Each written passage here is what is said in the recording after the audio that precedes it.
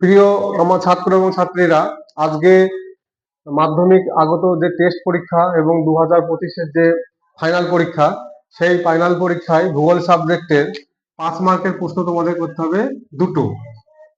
5 × 10 আসবে তোমাদের 4টে।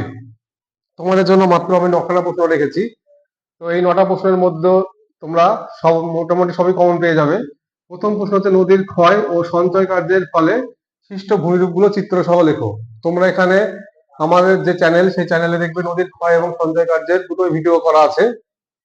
প্রত্যেকটা ছবি বৈশিষ্ট্য উদাহরণ দিয়ে করবে, তাহলে তোমরা পাস পাবে।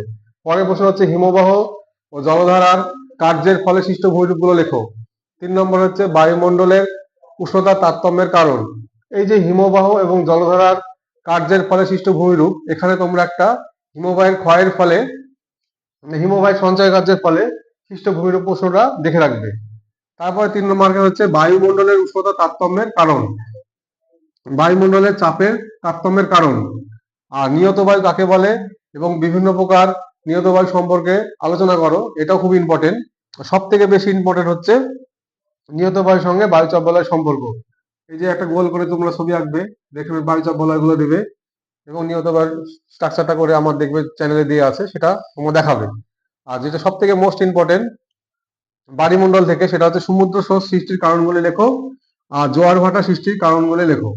আর এর পাশাপাশি আরেকটা দেখে রাখবে, সেটা হচ্ছে জোয়ার ভাটার ফলাফল, অর্থাৎ সুফল এবং কুফল, অর্থাৎ ইতিবাচক এবং নেতিবাচক দিকগুলি দেখে রাখবে। এই প্রশ্নগুলো তোমাদের খুবই মোস্ট ইম্পর্টেন্ট টেস্ট এবং ফাইনালের জন্য। যদি আমার এই চ্যানেলটিকে ভালো থাকে তাহলে তোমরা লাইক করবে এবং সাবস্ক্রাইব করবে। এই বলে শেষ করছি।